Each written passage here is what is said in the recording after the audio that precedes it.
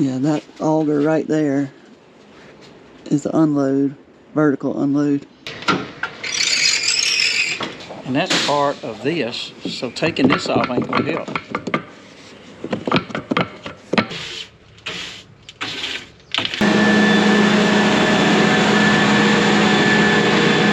Is it taking a charge? It's taking a charge. I tested it and it said charge more and retest.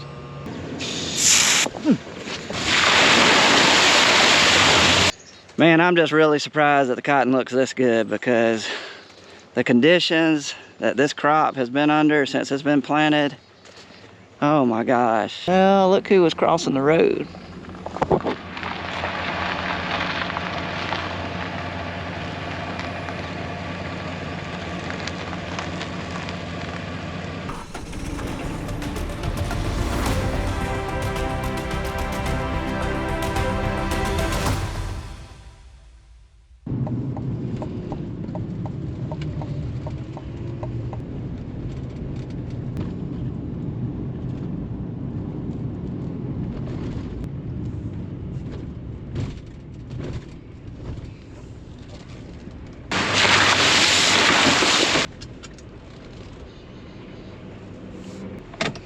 Morning guys, welcome back to the channel. It is Wednesday, May the 28th, and my name is Daniel and you are watching Triple R Farms. And I know I sound like a broken record every time I put out a video talking about how wet we are here in central Alabama, but my gosh, we are so wet. I mean, nobody's even keeping up with how many inches we're getting these days. We're getting so much rain. It is just unbelievable. Still got a lot of planting left to do. We've got soybeans and we got milo left. Corn is borderline getting too much rain on the corn, but the corn does look really good. I hadn't even seen the cotton. The milo that we planted is coming up, but God, we just need a little break on the rain so we can finish planting. So anyway, we're not going to be in the fields today. We're going to be working here at the shop. We're going to be working on this 8250 combine, and I'll show y'all what we're doing. So these are the actual stalk rollers right here, and what we got a problem is with this gap. We've got too big a gap in between the two knives right here.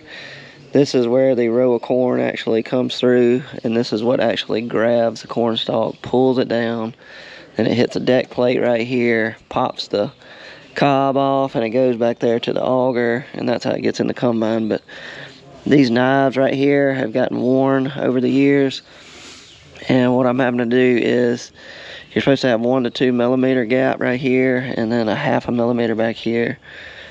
You got to loosen these bolts, 3 bolts, and then I'm just tapping one side of the knife over to try to fill that gap right there. If it won't go over far enough, I will have to loosen this side and move it over. But most of the time, I can just loosen this side and move it over and get it where I want it.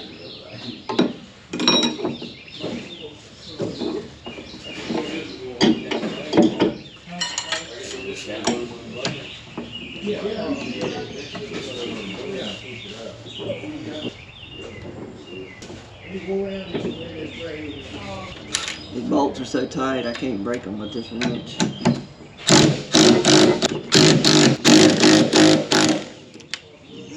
Come back over. Right there.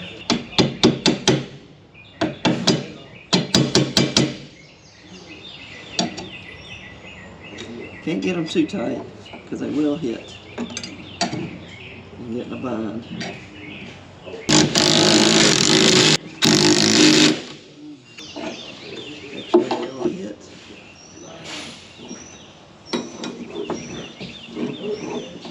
Barely miss. That's perfect. Put an X on it so we know we've done that one. And then we roll it to the next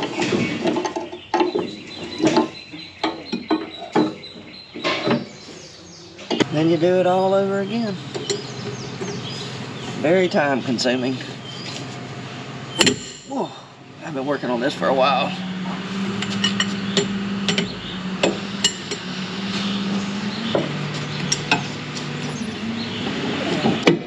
Tap it. that one won't get over far enough. See, we still got a big gap right here. So on this one, we'll have to loosen this side and knock this side over. Well, that's as far as that one can go.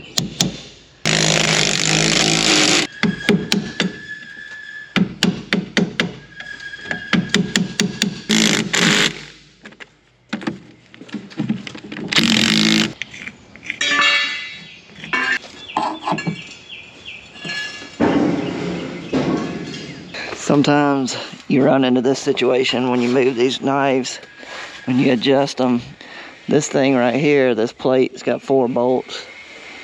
That is what keeps vines and grass and stuff from wrapping around these rollers as they're turning. They turn and they're supposed to barely miss this little knife blade on this plate right here. So if anything was wrapped on there, like morning glories or anything, when it came around, this blade right here would cut it off. But sometimes after you adjust the knife blade out, I'll have them hit right here, and you just loosen those 4 bolts like I did and just adjust it out a little bit. Just another step in the whole process.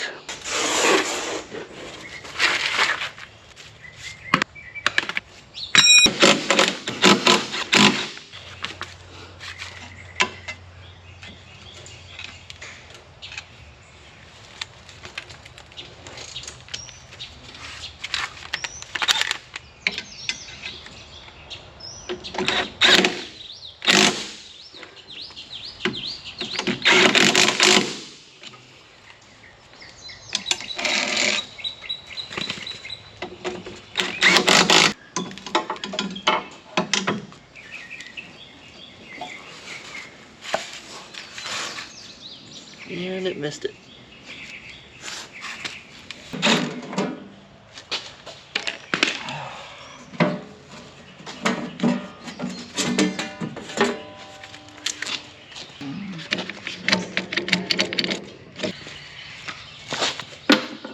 Ooh, that is not the right side.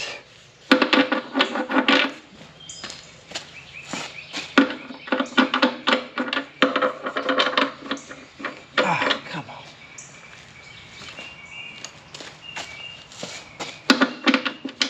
Got him.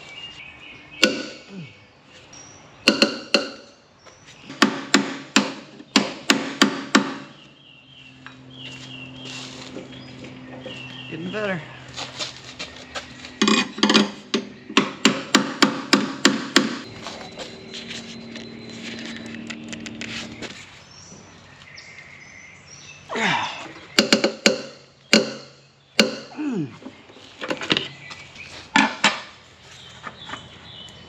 I'm not ready to oil the chain yet. We'll wait till we're closer to harvest.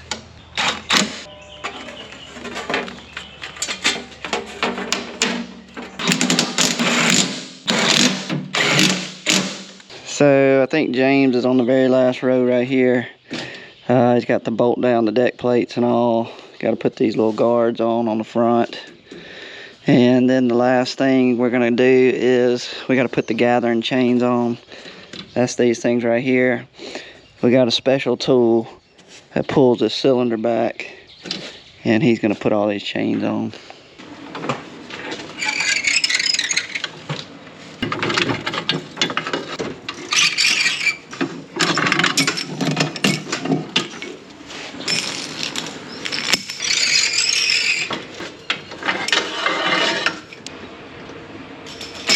A washer goes on that one. This one had a washer. Alright, now I gotta let it down. Watch it come down fast. It'll knock you out. Right there.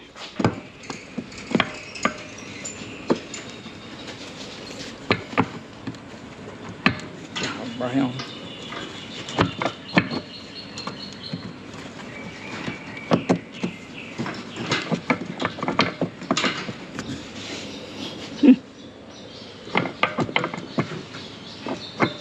Come out of there. And that's part of this, so taking this off ain't gonna help.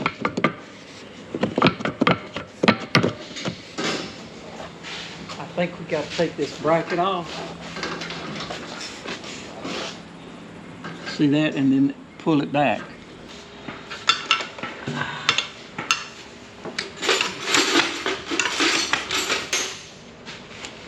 There it is.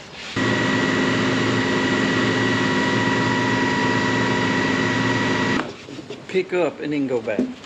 Gotta get it up over that. There it is. So bearing goes on the end of this snout. Bolts on. Yeah, you're gonna need this housing, I'm afraid.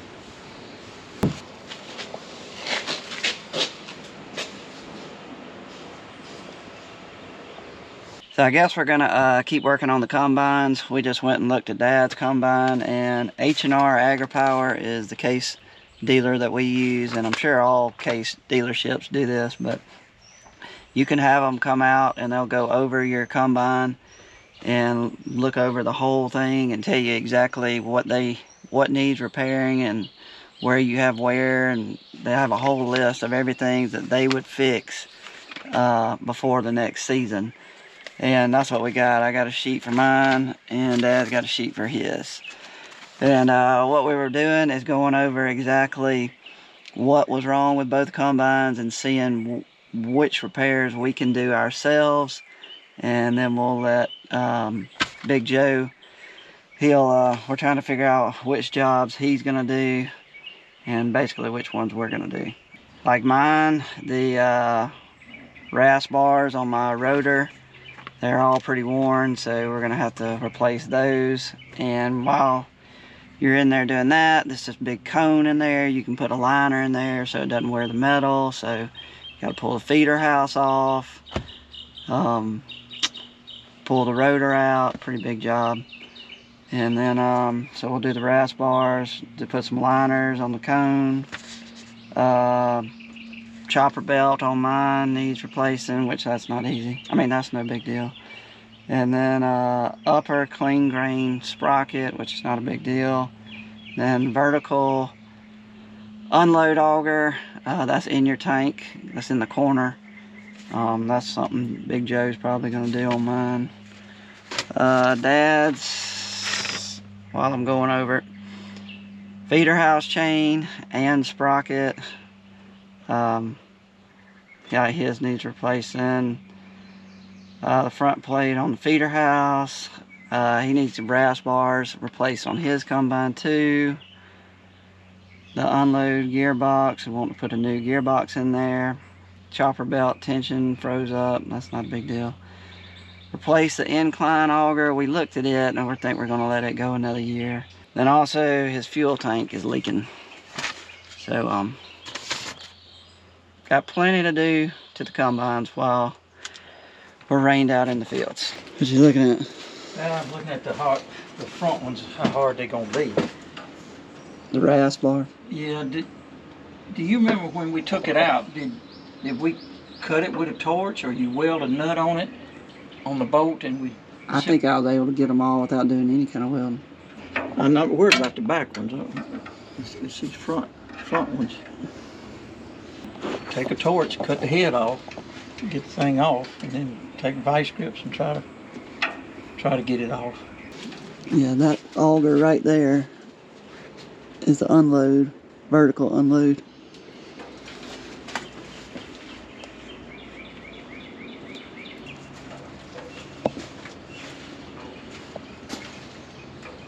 I reckon it's time. It's never been replaced. Yeah.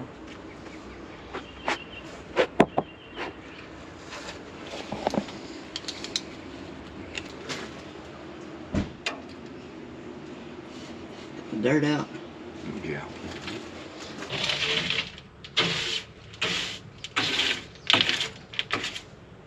Well, that's all we can do on my combine right now.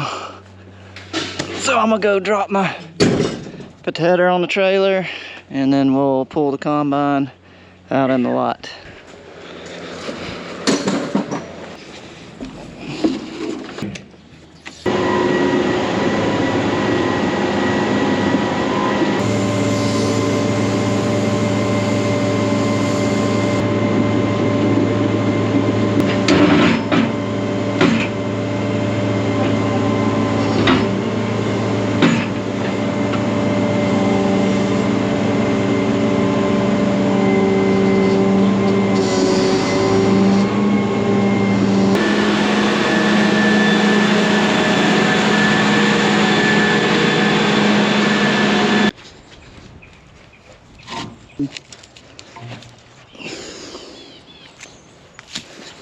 Battery.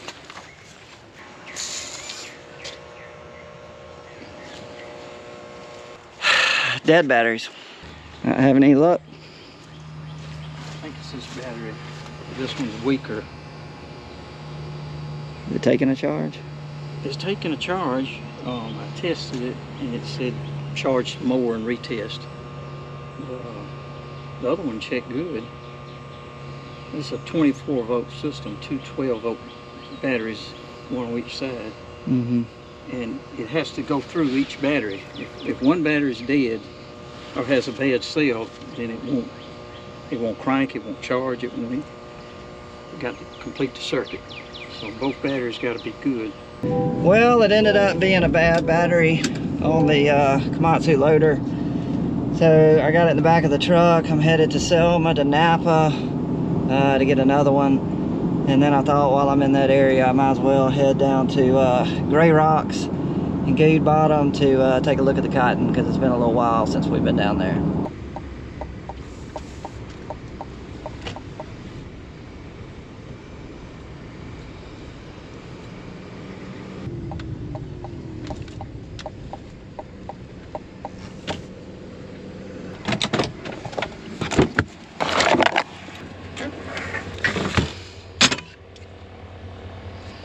One right there.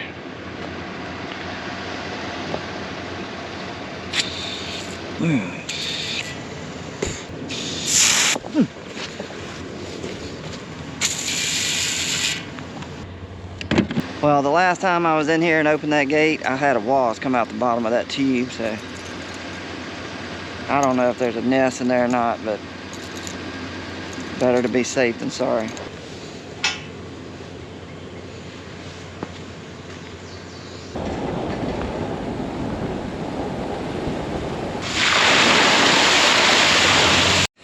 Alright, this is down here at Goode Bottom. This is field number 2. And I've looked at all the fields, and this one has a little bit of deer damage in it. The rest of the fields, I hadn't really found any deer damage. And if you look farther down the field, it gets better and better. It looks okay, but for some reason, they're walking through here and just nibbling on this cotton like this. This is what they do. They just eat the tops out.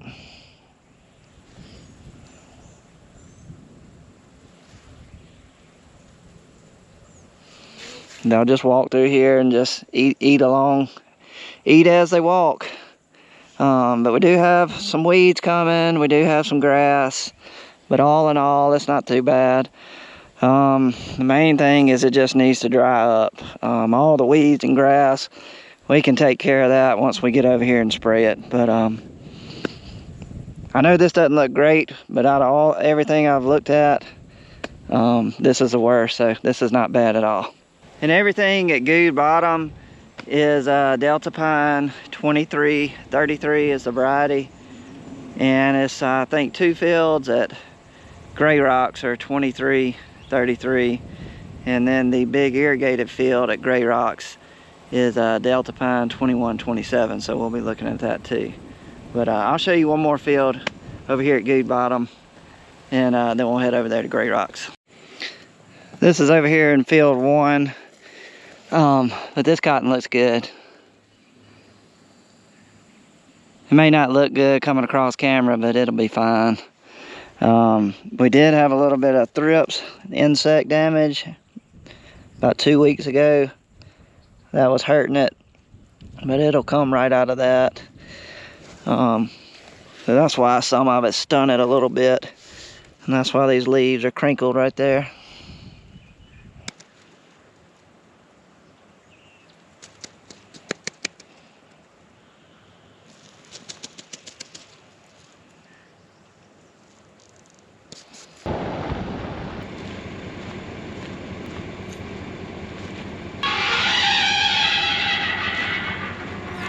A little bit of deer damage right here.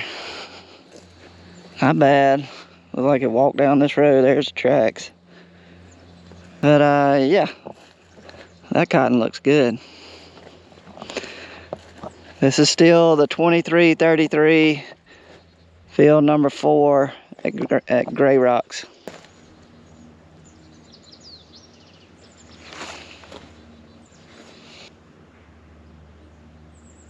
Man, I'm just really surprised that the cotton looks this good, because the conditions that this crop has been under since it's been planted, oh my gosh, just rain after rain after rain. And then we had the insects. We're behind on spraying because of all the rain. I mean, you just can't get out here. And we'll get it sprayed though, but I'm not worried about the weeds. We just need some dry weather, and then we can start getting around cleaning everything up. But cotton looks good so far. And this is the irrigated field. See the irrigation? Now this cotton is the Delta Pine 2127. Same thing with the thrips. We had damage with the insects, which we sprayed them and killed them, but that's why I kind of set this cotton back a little bit. This is the field that we had the bad briars in. We definitely have not killed them, but we're gonna keep hitting them with chemical. They look sick. See there? It's just gonna take a couple of shots to knock them out. But yeah, I'd say this looks pretty good. Very, very pleased. Well, look who was crossing the road.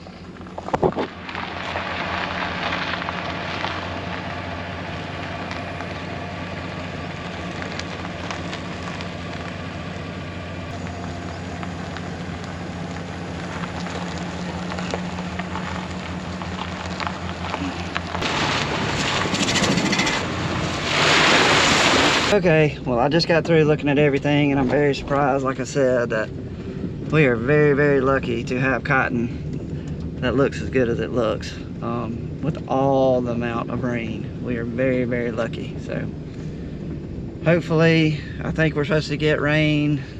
I don't know if it's tonight or tomorrow, but I think we got one more shot of rain coming, and then I think it turns off dry for a couple days. So hopefully we can miss this last rain and get some good sunshine, hot days. That cotton will love that weather. We just got to get everything dried up, but very, very lucky to have everything looking the way it is. Could be a lot worse. Whew.